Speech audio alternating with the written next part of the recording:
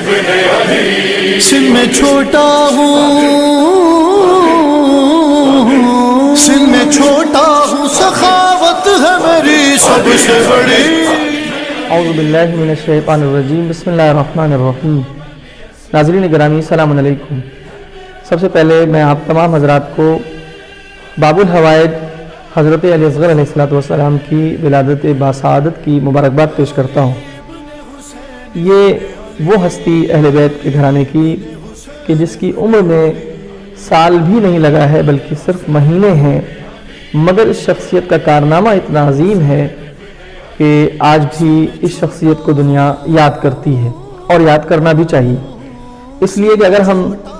اس معصوم سے بچے کی زندگی پر غور کریں اور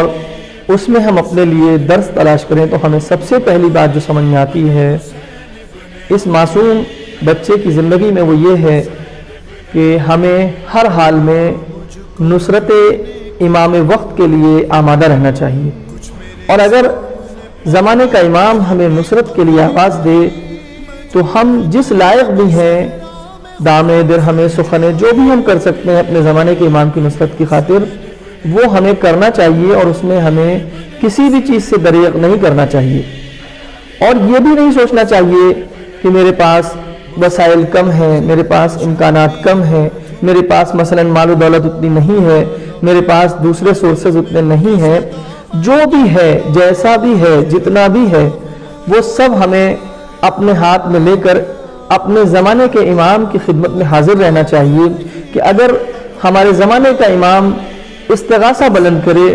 اور نصرت کے لیے آواز دے تو ہم حاضر ہو جائیں۔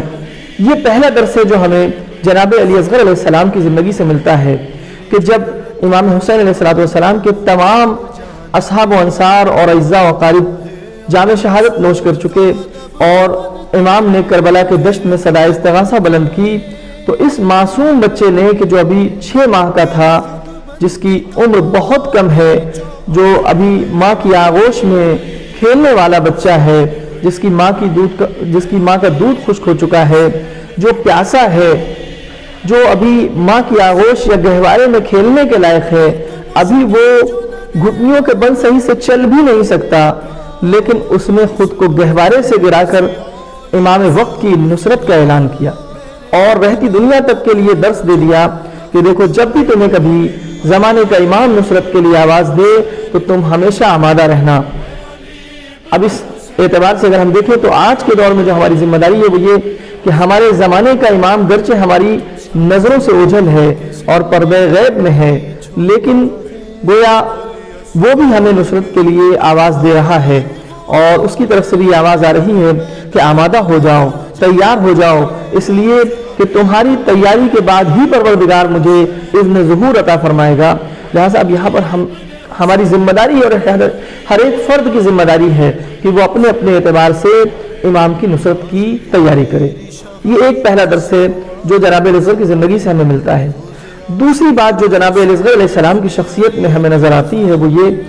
کہ آپ کی شخصیت اس کم سنی کے باوجود کہ جیسا میں نے عرض کیا کہ جس کے عمر مبارک میں سال بھی نہیں لگا بلکہ صرف مہینے ہیں، اور 6 مہینے کا وہ معصوم بچہ، لیکن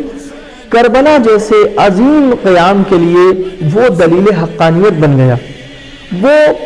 امام حسین علیہ السلام جیسی عظیم ہستی کے لیے سند مظلومیت بن گیا۔ کیا مطلب ہے؟ مطلب یہ ہے کہ آج بھی کسی اور زاویے سے اگر کربلا کو کوئی دیکھے اور کسی بھی اعتبار سے کربلا کو سوچے اور سمجھنے کی کوشش کرے، ہو سکتا ہے اس کے ذہن میں کوئی اور خیال پیدا ہو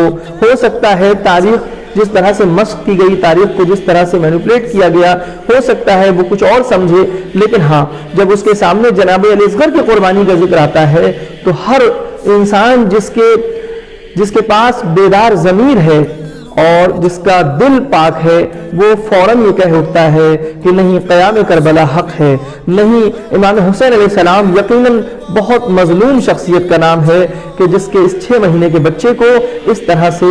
شہید کر دیا گیا۔ تو یہ 2 باتیں ہیں جو ہمیں جناب علی اصغر علیہ السلام کی شخصیت سے ملتی ہیں، اور پھر یہیں پر آخری بات کہتا چلوں وہ یہ کہ یہ وہ 6 مہینے کا بچہ کہ جس نے نصرت امام کر کے دین کو بچانے میں اپنا کردار ادا کیا، اور اس کے نتیجے میں پروردگار نے اس معصوم بچے کی ان ننھی ننھی مٹھیوں کو گویا ایسا بنا دیا اور اس میں وہ صلاحیت پیدا کر دی کہ یہ باب الحوائج بن گیا. یعنی اس معصوم بچے کی وہ ننھی ننھی مٹھیاں بڑی بڑی گرہوں کو کھول سکتی ہیں. لہٰذا جہاں جناب ابوالفضل عباس علیہ السلام کو باب الحوائج کا لقب ملا، جہاں ساتویں امام علیہ السلام کو باب الحوائج کا لقب ملا، وہیں اس معصوم بچے کو بھی باب الحوائج کا لقب ملا ہے. پروردگار سے دعا ہے